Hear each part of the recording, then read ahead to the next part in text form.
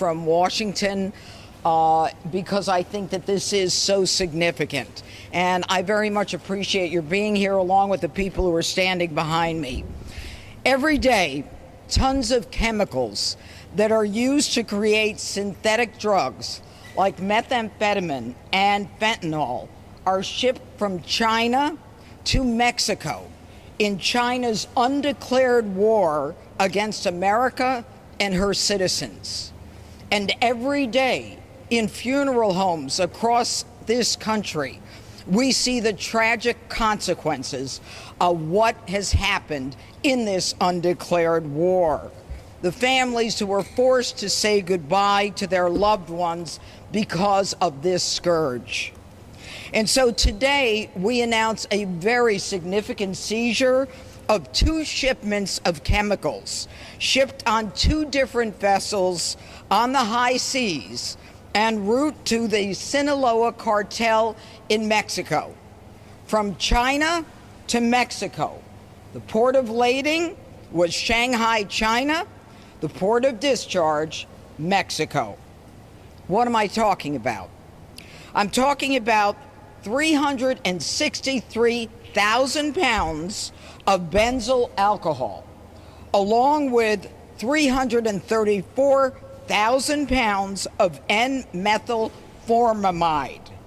They would have been used to make 420,000 pounds of methamphetamine, which would have a street value here in Houston of $569 million, with a higher street value as you go up the northeastern seaboard to New York City. Now, the labs that were under construction, that were being used to integrate these chemicals to make the methamphetamine, were under the geographical control of the Sinaloa cartels. And these cartels are capable and are known to make more than 1 ton of methamphetamines a week. Now, because President Trump and Secretary of State Marco Rubio have declared the Sinaloa cartel a foreign terrorist organization, it gives all of us in law enforcement the ability to move quicker and to seize quicker. And this cartel, as I'm sure all of you know, is one of the largest producers and traffickers of fentanyl, and they use murder, kidnapping, torture, and violence as a way of doing business. And let it be known that anyone who is working with them, whether they claim innocence or not, if they know that they are providing material support to terrorism. Now, this government forfeiture today of property allows us to seize all of the property, whether it is on domestic or foreign territory, even seizing property outside of the United States. And that is the significance of the FTO. Now, when you have a chance, I want you to take a look at the barrels behind me. There are 1,300 barrels filled with precursors to methamphetamine. It will take 24 18-wheelers to take these precursors to a storage facility in a safe location. I'm going to say that again. It will take 24 18-wheelers to take these barrels to a storage facility in a secure location.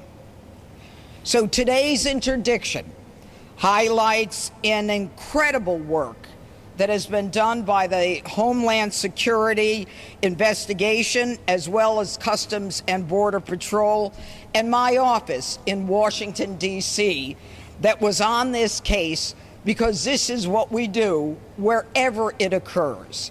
And we will continue to stay on top of these organizations and on top of the movement of these precursors throughout the high seas to prevent them from making it to the United States.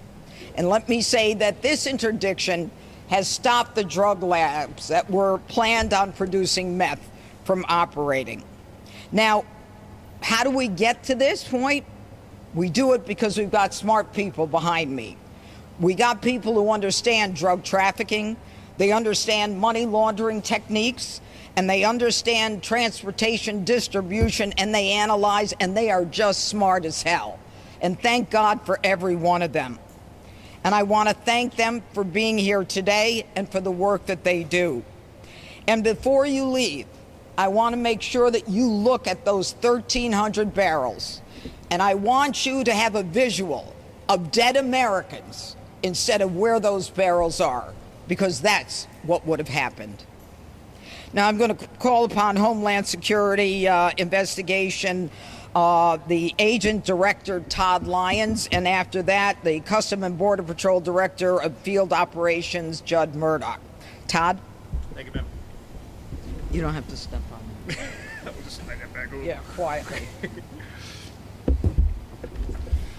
Good afternoon, everyone. My name is Todd Lyons. I'm the Acting Director of Immigration and Customs Enforcement. First off, I want to begin by thanking the U.S. Attorney. She's been an amazing partner. She's been side by side with us all the way with Homeland Security investigations and ICE. And it's because of her and her office we could have successes like we had here today. I also want to thank Customs and Border Protection for hosting us today, as well as all the other law enforcement partner agencies that were involved in this seizure. The FBI, the DEA, the Department of Defense Joint Interagency Task Force, U.S. Northcom, as well as the Texas National Guard. In recent years, the number of drug-related deaths in America have grown to more than 100,000 casualties, and that's just way too much. This tragic and senseless loss each year has ensured that since President Trump took office, that's his #1 priority, is taking these weapons of mass destruction off the street. HSI's Operation Hydra is unique from our other approaches to combating drug trafficking because it targets the supply line chemical precursors that manufacture illicit narcotics rather than the finished products. As a result, it's possible for HSI to prevent much larger volume of narcotics entering the international and the domestic drug supply lines. These two shipments originated from the same vendor in China and were destined to go into the hands of the Sinaloa cartel.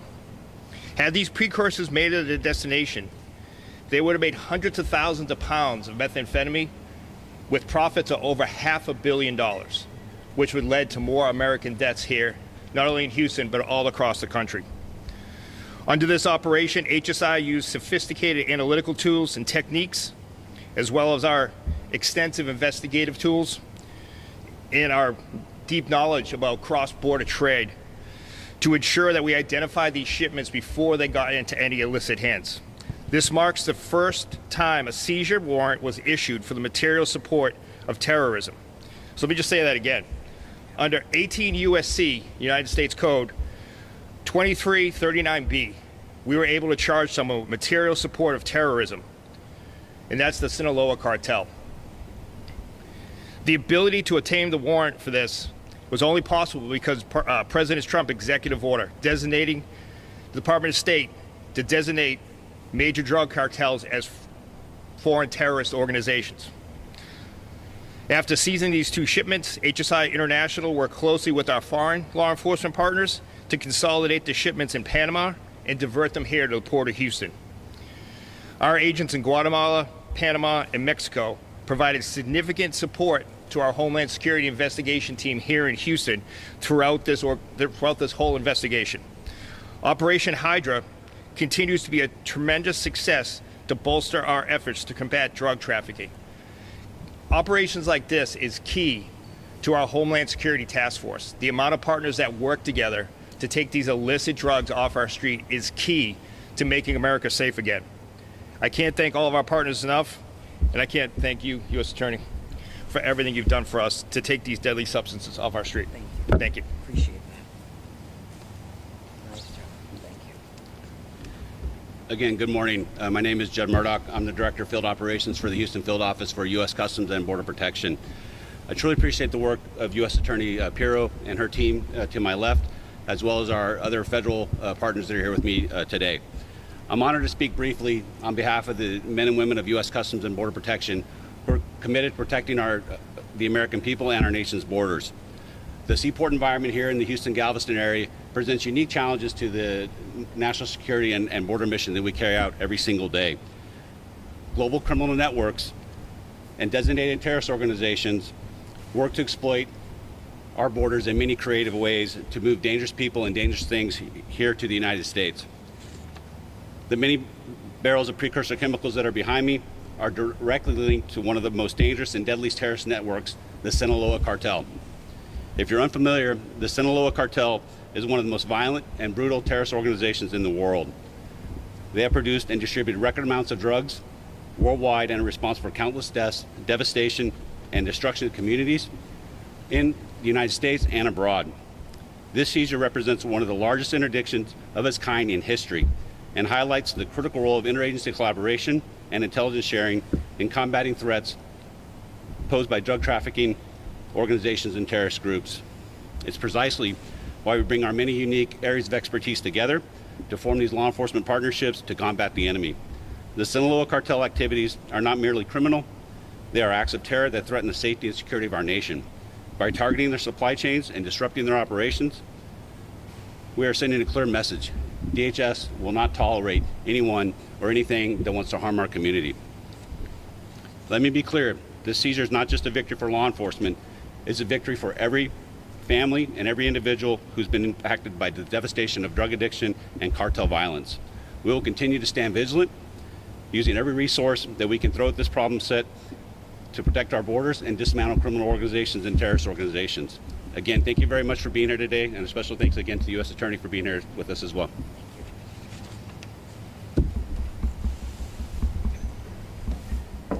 Hi. Do you have any questions? So when was this shipment intercepted? When was it intercepted? Like a week ago? When did we intercept it? Yeah, within the last week. Within the last week, we had to unload it. It was in the big cartons. What do you call those cartons? Shipping containers. Yeah, you know those shipping containers that you see. That we had a lot of those containers, and the barrels are then in the containers. Don't look so worried.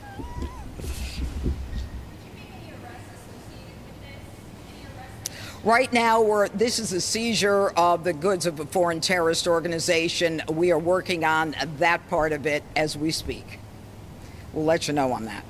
But I think the most important part of this, as you heard from both Judd as well as Todd, is this is a first in many ways. And not just in terms of the use of the statute, but in terms of the size of the seizure. And again, I have to tip my hat to those individuals involved in this investigation. This is serious business, folks.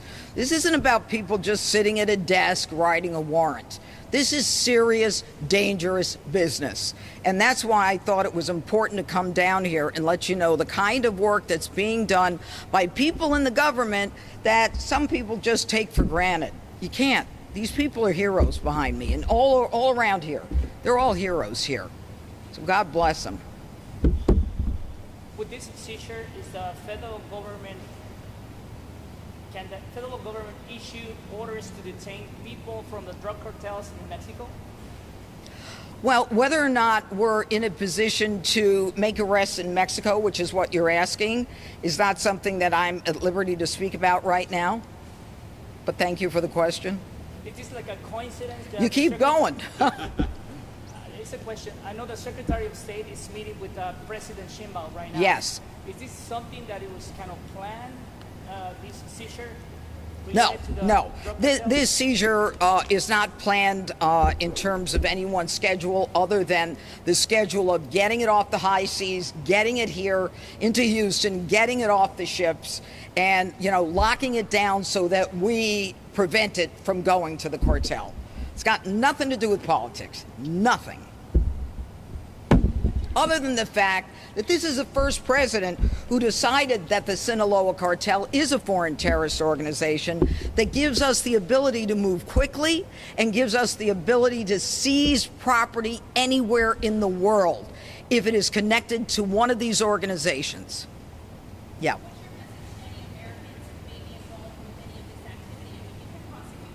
Oh, yeah. Let me be very clear. This is the hard part. Finding the Americans who are violating the law is the easy part. So don't think you're going to get away with it and make a quick few bucks and no one will know. We know. You'd be amazed at what we know. We may be following you now, waiting for you to go to the next guy. We may be watching you and not ready to take you down. So don't risk it, because you're going to jail.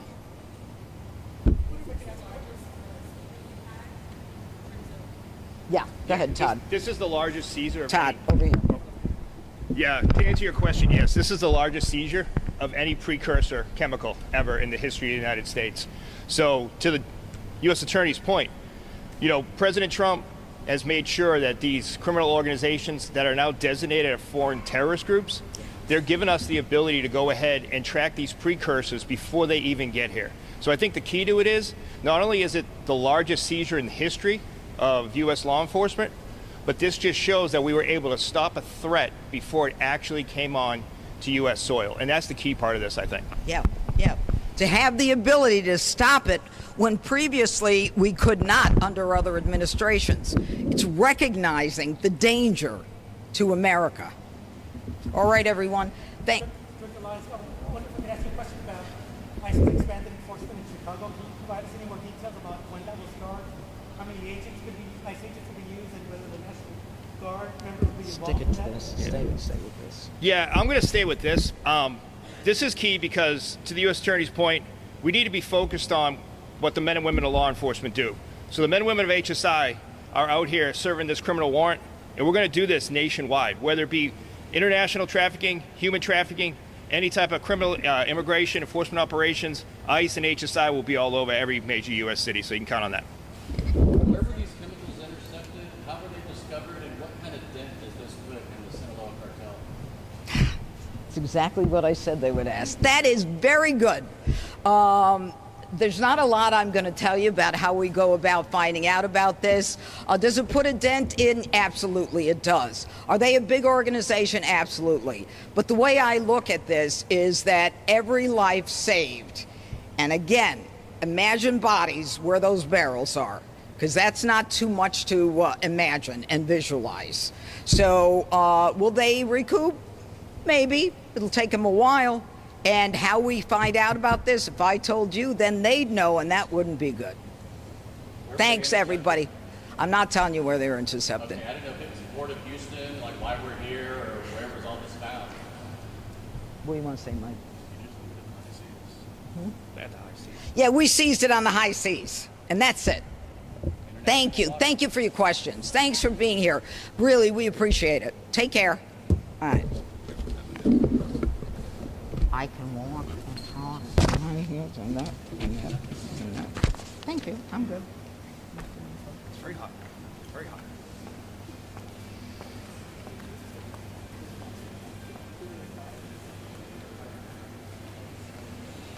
I just want to say thank you for your questions. You asked some very good questions.